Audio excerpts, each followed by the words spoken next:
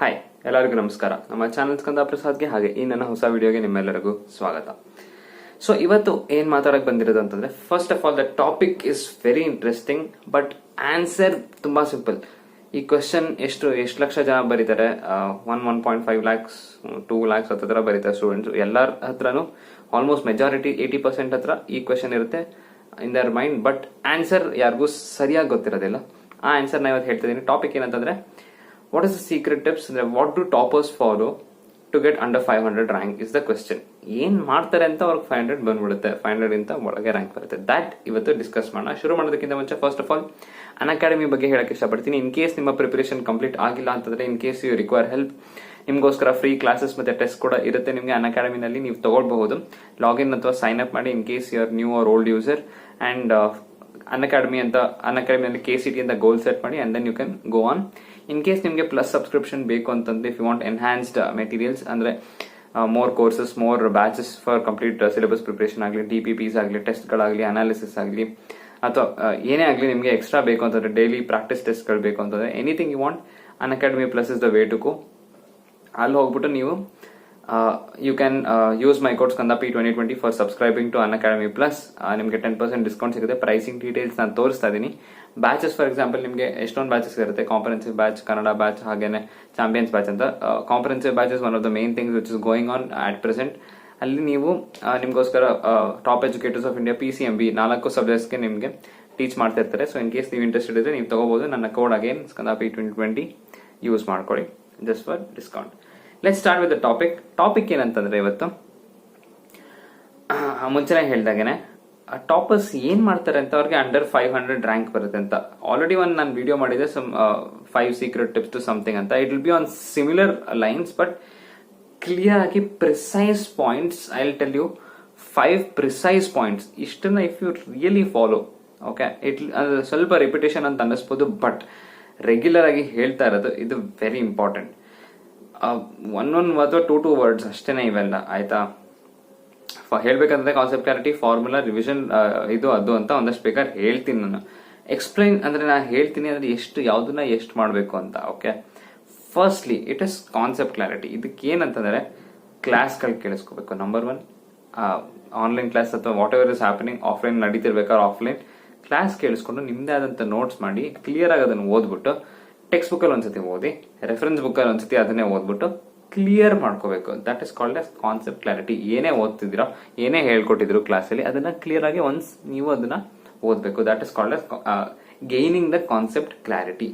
Number 1 point, check list. ಇದನ್ನ toppers ಮಾಡ್ತಾರೆ. ಯಾರ್ಯಾರು 500 ಕೆಳಗೆ ಬಂದಿರ್ತಾರೆ ಅವರೆಲ್ಲ ಇದನ್ನ ಮಾಡಿದ್ದಾರೆ ಅವ್ರ ರೆಗ್ಯುಲರ್ ಕೋರ್ಸ್ ಟೈಮ್ ಅಲ್ಲಿ, ಆಯ್ತಾ? That is number 1 thing.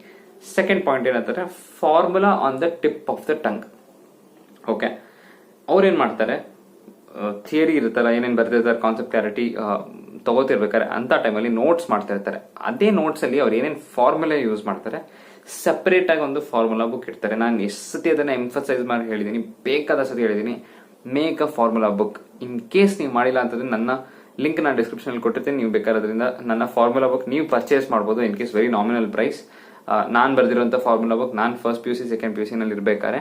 So in case ನಿಮ್ಗೆ ಇಂಟ್ರೆಸ್ಟ್ ಇದೆ ನೀವು ತಗೋಬಹುದು. That is another thing. Okay, so ಅದು ಫಾರ್ಮುಲಾ ವೆರಿ ಇಂಪಾರ್ಟೆಂಟ್. ನೀವು ನಿಮ್ದೇ ಆದಂತ ಒಂದು ಫಾರ್ಮುಲಾ ಬುಕ್ ಮಾಡಿ ಅಂತ ನಾನು ಹೇಳ್ತೀನಿ. Very important.